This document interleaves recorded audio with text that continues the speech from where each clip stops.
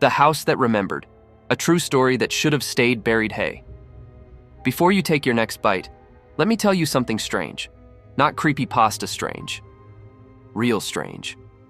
Because this story actually happened. Or at least that's what the police report says. Every old house has history, right? But what if the walls remembered everything that ever happened inside them? This is the story of a couple who bought a home that had been silent for decades, a house that didn't want to stay forgotten. And if you're eating right now, maybe don't look over your shoulder, because that's how she started too. Laura Marin and her husband Daniel had been searching for their dream home for years. Then, in the spring of 2007, they found it. A 2-story colonial just outside Providence, Rhode Island. White paint, wraparound porch, tall oak trees swaying in the yard. It looked like the kind of house you'd see on the cover of a magazine. It was cheap, suspiciously cheap. But when Laura asked the real estate agent why, the woman just smiled and said, "Old property. Been empty a while. You're lucky, honestly." The neighbors weren't as friendly. Some waved politely, but others stared from their windows. Still, Laura didn't care. This was it. Their forever home. The first few weeks were peaceful. Fresh paint, morning coffee on the porch, the sound of wind through the trees. But then came the night of the knocking.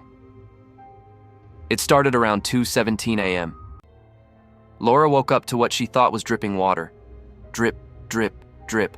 But when she walked downstairs, the sound changed. It wasn't dripping anymore. It was knocking.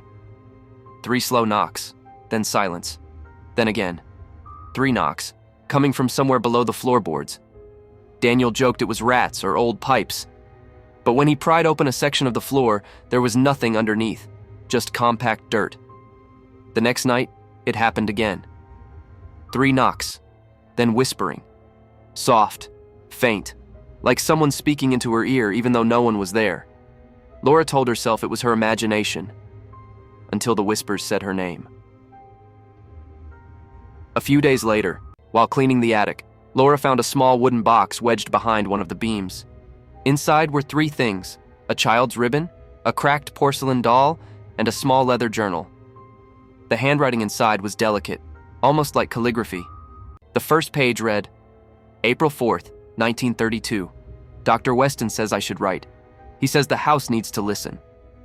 The entries were short at first, mentions of school, the weather, a family dinner. But then they grew darker.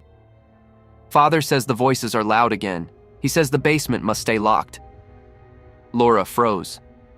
There was no basement, at least not one she or Daniel knew about. That night, Laura couldn't sleep. The air in the house felt heavier, colder.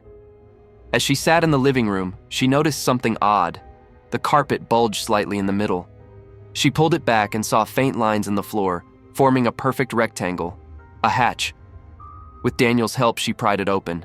A wave of cold air hit her face, like the house itself was breathing. Below them was a staircase, swallowed in total darkness. They went down with a flashlight. The beam flickered even though the batteries were new. At the bottom, they found a small concrete room.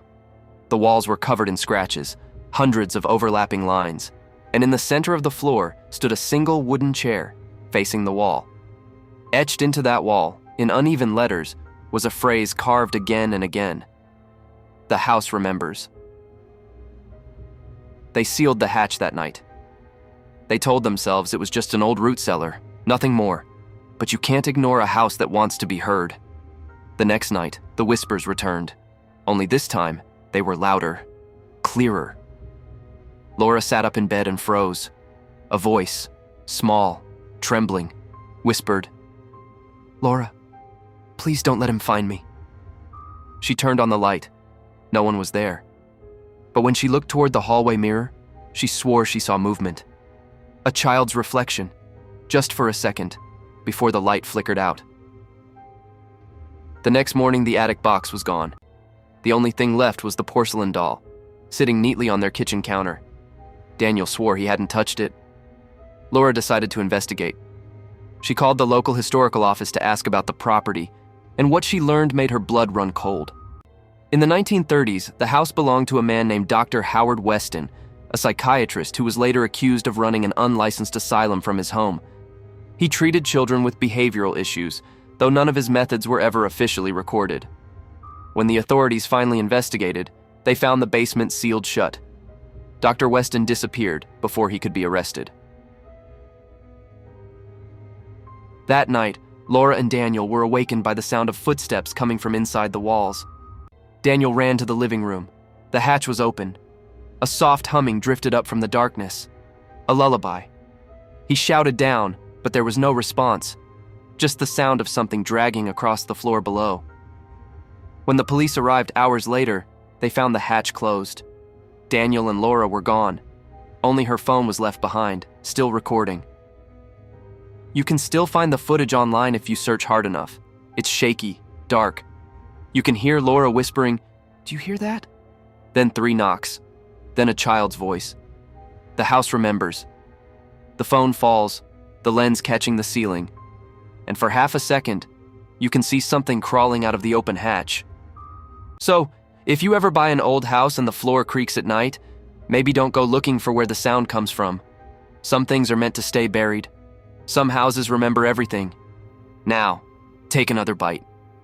And tell me, would you move into that house if the price was right?